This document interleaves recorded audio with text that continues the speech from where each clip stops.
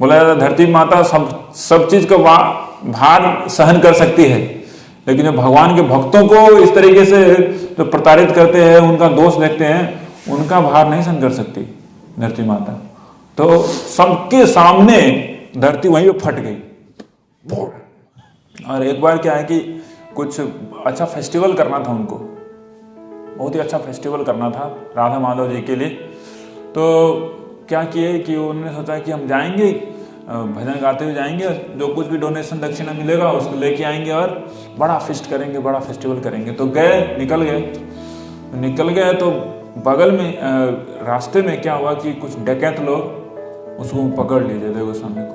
बहुत क्या किए, उनको पिटाई किया, इतना पिटाई किया कि पूरा लहूलुहान हो गए थे। और पिटाई करके एक ड्राई कुएं में फेंक दिया, जैसे निकल नहीं सकते, ऐसी स्थिति कर दी।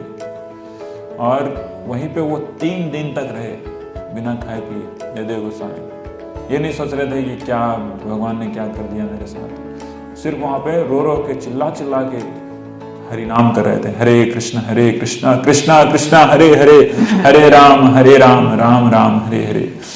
तो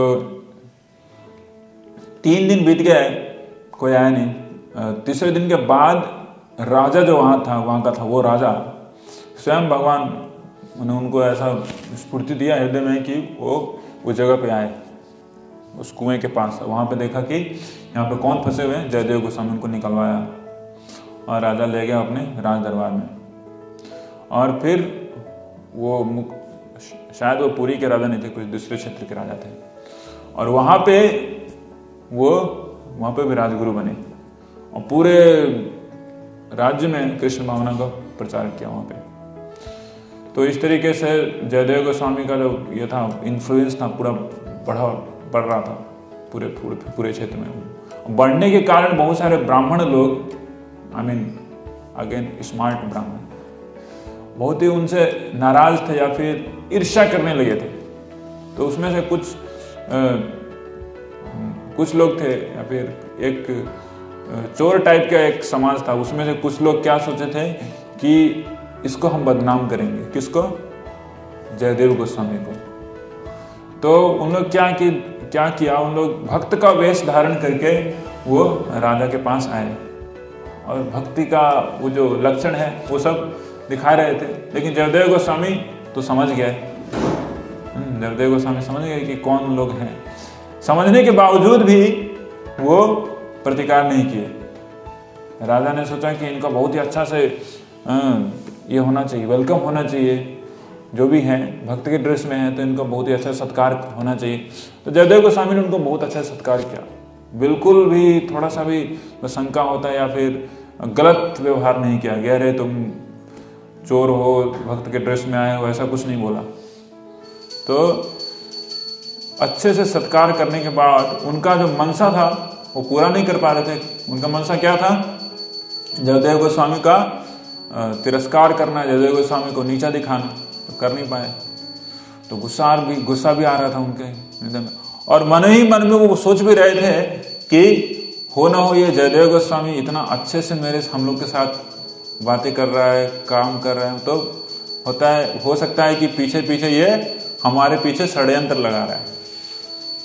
तो ऐसा ही सोच के डर गए वो। जयदेव गोस्वामी के हृदय में किंचित मात्र उनके प्रति क्या नहीं है, कोई भी द्वेष नहीं, ईर्ष्या नहीं। लेकिन इन लोग सोच रहे हैं, इसको बोलते हैं जैसा चश्मा वैसा दर्शन। जैसा चश्मा होता है हम लोग वैसा ही दर्शन करते हैं। अगर हमारे अंदर में ईर्ष्या होती है तो हम लोग देखते हैं क्या, सभी लोग मेरे प्रति ईर्ष्यालु हैं। अगर हमारे अंदर अगर डिप्लोमेसी होती है तो हम लोग देखते हैं कि सारा जगत क्या है, डिप्लोमेट से भरा हुआ है। अगर हम कुछ भी करते हैं, जैसा हमारे अंदर में रहती है सब कुछ वैसा ही झलकता है। साफ है तो साफ झलकता है। लेकिन जयदेव गोस्वामी के हृदय में बिल्कुल कुछ भी नहीं था खराब भावना उनके प्रति, भले ही वो चोर लोग थे। तो उन लोगों को लगा कि कुछ तो षड्यंत्र है, तो बोले कि ठीक है हम लोग निकलते हैं वहां से। तो निकलने लगे वहां से। और निकलते निकलते तो जब निकलने लगे वहाँ से तो राजा ने बोला कि हम जा रहे हैं हमारे भक्तगण, तो उनके लिए अच्छा बहुत सारे लोगों को भी साथ में भेजा, उनको अपने राजतंत्र के लोगों को भेजा कि साथ में जाइए, इनको छोड़ के आइए, सी ऑफ करके आइए। और जयदेव गोस्वामी साथ में जा रहे थे। तो ये इन लोग क्या कर रहा था, ये राजा के लोगों को बता रहा था कि जयदेव गोस्वामी कितना टेढ़ा है, ये बता रहे थे।